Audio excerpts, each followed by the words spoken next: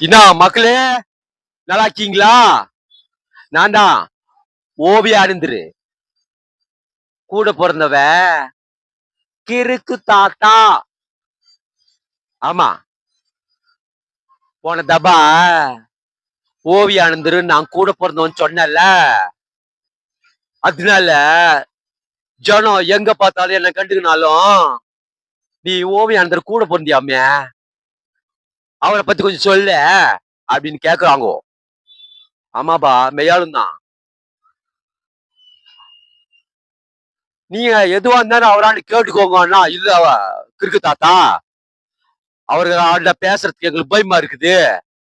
அவர் சாமியார் மாதிரி இருக்காரு. எங்களுக்கு பேச கஷ்டமா இருக்குது. நீ அவரை பத்தி ஏதாவது சொல்லு அப்படின்னு கேக்குறாங்க. இன்னாட்டா சொல்றது அவராண்டா? ஆ, நீங்களா பேசிக்கோங்க என்ன. சரி, ஏதாவது சொல்லுங்கன்னு அப்பப்ப கேக்குறாங்க. இருந்தாலும் நமக்கு தேவைப்படுது இல்ல உங்களோட ஃப்ரெண்ட்ஷிப்பு. அதான் சொல்றேன். என்ன எதிர்பார்க்கறீங்க அவரை பத்தி? இல்ல, அவரு கல்யாணம் ஆனவரு, கல்யாணம் ஆகி கொஞ்ச நாள்ல பொண்டாட்டி வயிற்றுல குழந்தை 4-5 மாசம் இருக்கும் போது பொண்டாட்டி குழந்தைய விட்டுட்டு, வயிற்றுக்குள்ள இருக்கிற குழந்தைய விட்டுட்டு சொல்லாம கொள்ளாம கிளம்பி வந்துட்டாருன்னு சொல்றாங்கோ. அது உண்மையா? அது மெய்யாலுமான்னு கேக்குறாங்கோ.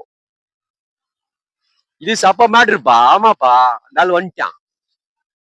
நானு கூட கேட்டேன், என்ன ஓவியர இப்படி பண்றிய, அப்பாளுக்கு ஏதாவது பிச்சினே ஆகுண்டான்னு சொன்னேன். அதெல்லாம் கண்டுக்கலாப்பா.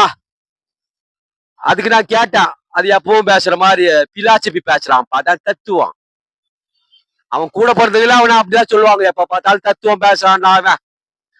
இவன் நம்ம கூட பிறந்தாலும் நமக்கு என்ன பிரயோஜனம்னு கேட்பாங்க.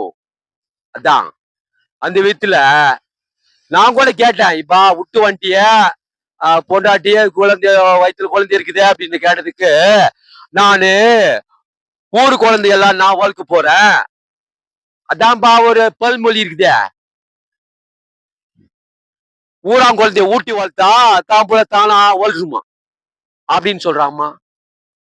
நீங்களே சொல்லுங்க. இவர் ஊராம்புல எல்லாம் ஊட்டி வளர்ப்பாரா, தான் போல தானா வளருன்றான், தத்துவம் பேசுறான். நீங்களாச்சும் எப்பயாவது கண்டிக்கினா ஓவியானந்தராடு எடுத்து சொல்லுங்க, அது எப்படி இவரு பிள்ளை மட்டும் தானா வளரும்னு. என்ன நான் சொல்றது கரெக்டா? அப்பால நம்ம பேசுவோம். பட்டா